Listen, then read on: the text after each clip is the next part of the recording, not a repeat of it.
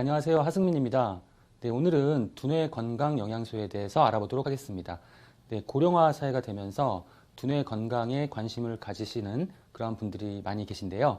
어떻게 하면 우리가 오랫동안 두뇌를 건강한 상태로 유지할 수 있을 것인지, 네, 그 방법에 대해서 오늘 살펴보도록 하겠습니다.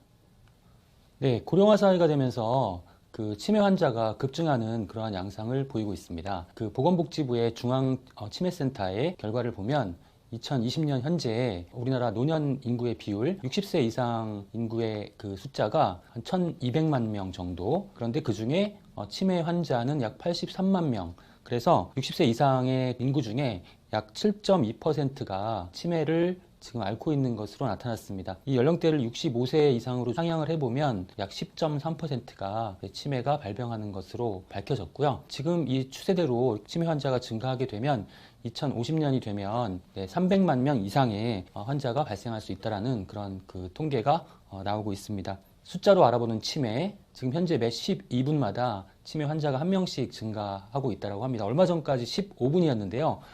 이게 이제 숫자가 좀 줄었습니다. 더 많이 이제 발생한다라는 그 사실을 이제 반증을 하고 있고요. 환자 1인당 돌보는 비용이 연간 한 2천만 원 정도, 그 사회적 비용은 약 10조 원 정도가 소비가 되고요. 이제 이 치매 환자를 돌보기 위해서 하루에 6시간에서 9시간 정도가 소요된다라고 하는 그런 수치들이 나오고 있습니다. 이 치매는 남성보다는 여성분들에게서 훨씬 더 많이 발생을 하는데요.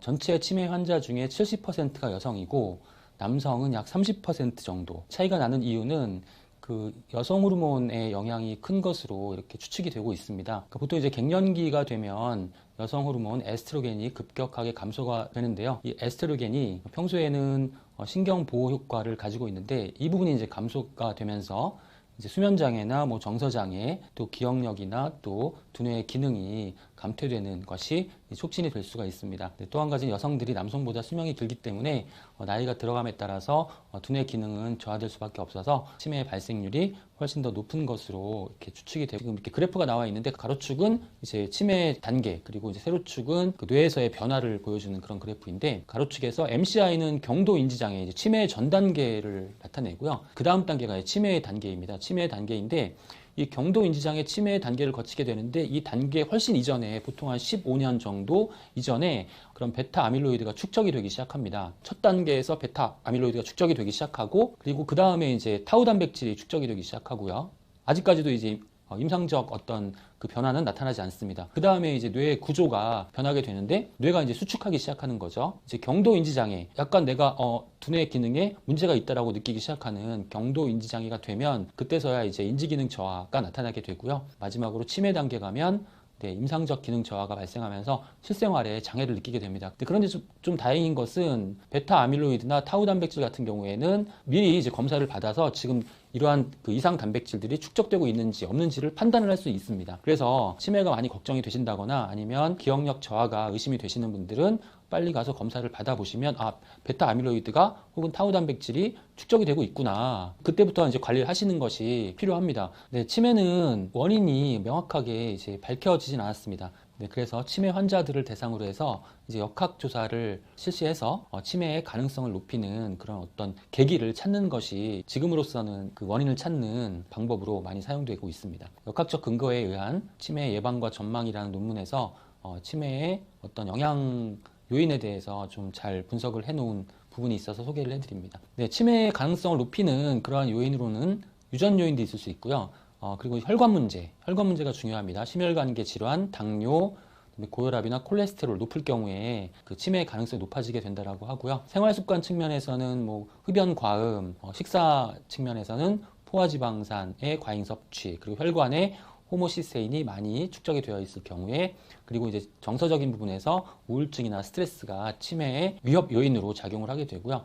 치매를 예방할 수 있는 그런 요인으로는 사회 경제적 지위가 높을수록 치매의 가능성이 낮아진다라고 하는 그런 결과가 있고요. 중요한 부분은 사회적 관계 및 참여, 네트워크를 잘 형성하시고 친구분들 많이 만나서 대화하시는 것도 도움이 될 수 있고요. 두뇌 자극 행동, 책을 읽는다거나 아니면 일기를 쓴다거나 이러한 두뇌를 자극하는 행동이 예방 요인이 되고요. 그 다음에 생활 습관 측면에서는 신체 활동이 상당히 중요합니다. 운동은 두뇌의 기능과 신체의 기능은 바로 직결되어 있기 때문에 운동을 많이 할수록 두뇌의 기능 유지에 도움이 될 수 있습니다. 그리고 이제 콜레스테롤 같은 경우에는 잘 조절하는 것도 중요하다고 할 수 있습니다. 또 식사 측면에서는 심혈관계 질환 예방에 도움이 되는, 예를 들면 지중해식 식단이라던가 아니면 또 영양소 중에서는 다가불포화 지방산, EPA, DH에 해당되는 오메가3 지방산, 그리고 이제 어유, 비타민 B군, 또 항산화 비타민, 비타민 C나 비타민 E가 도움이 된다고 할 수 있습니다. 네, 관련 효과 이렇게 쭉 나와 있는데 앞서 말씀드린 내용 정리해 놓은 부분이기 때문에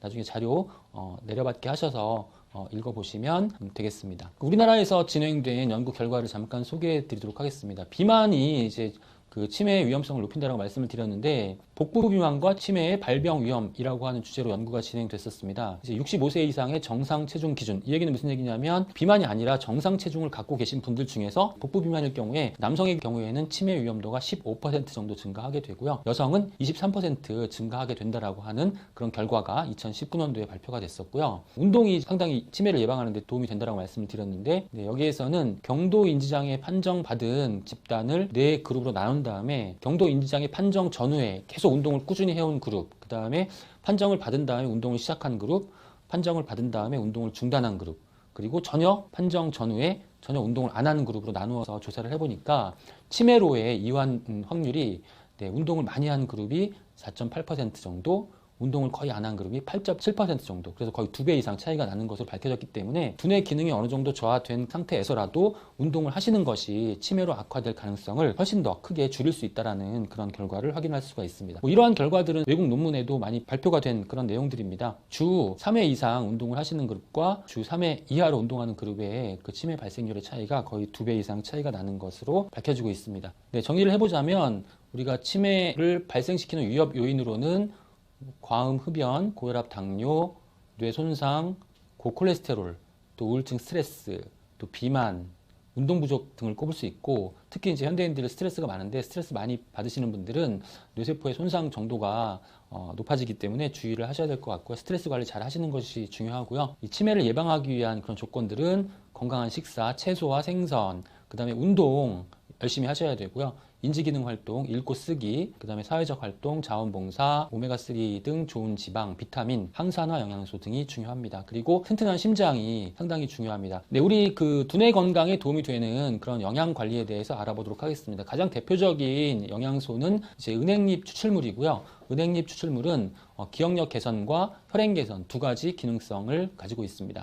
이 은행잎 추출물 안에 함유되어 있는 플라보놀 배당체는 그 뇌에서의 항산화 작용, 뇌 혈류 개선을 통해서 뇌세포를 보호하게 되고요. 혈소판 작용을 억제해서 뇌혈관이 막히는 것도 억제합니다. 그리고 베타 아밀로이드의 축적을 억제하는 것으로 밝혀졌습니다.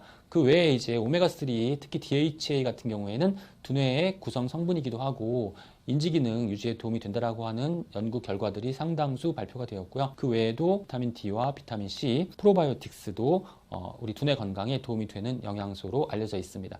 그래서 근거 연구 자료들을 좀 소개를 해드리면, 항산화 비타민 미네랄, 그리고 비타민 C, 그리고 비타민 D, 비타민 미네랄들이 이제 두뇌 건강, 인지기능 유지에 도움이 되는 것으로 밝혀지고 있고요. 그 외에 또 오메가3 지방산, 또 생선, 어유, 다가불포화 지방산과 항산화 보충제를 같이 섭취를 했을 때에 두뇌 기능을 유지하는 데 도움이 된다라고 하는 결과들, 그리고 프로바이오틱스, 유산균도 두뇌 건강에 도움이 된다. 이 이유는 우리가 장의 그런 어떤 건강과 뇌의 건강은 바로 직결되어 있기 때문에 그렇습니다. 그리고 이제 과일과 채소를 많이 섭취해야 된다라고 하는 그런 결과들도 많은데, 이 과일과 채소 안에 들어있는 그런 파이토케미칼, 식물 영양소들이, 식물 화합물들이 두뇌 건강에 도움이 된다라고 하는 다수의 연구 결과들이 계속 발표가 되고 있습니다. 특히 이제 식물 영양소 중에서 퍼플 계열에 해당되는 그러한 식물 영양소가 두뇌 건강에 특히 도움이 된다라고 하니까 평소에 이러한 과일과 채소를 충분하게 섭취하는 식습관을 유지하시길 바랍니다. 오늘은 두뇌 건강에 도움이 되는 그런 영양소와 두뇌 건강 관리 방안에 대해서 알아봤습니다. 이 치매라고 하는 질환은 우리가 알지 못하는 사이에 진행되고 있기 때문에 젊었을 때부터 잘 관리하시는 것이 중요하고요. 그 중에 영양 관리도 중요하고 생활 습관 관리도 중요하고 운동 중요하고 또 대사증후군, 심혈관 질환, 콜레스테롤 이런 부분들도 잘 조절을 하셔야 됩니다. 그래서 이런 부분들 오늘 들으신 내용 잘 기억하시고 실천하셔서 두뇌 건강에 걱정 없는 그런 미래를 잘 준비하시기 바랍니다. 경청해 주셔서 감사합니다.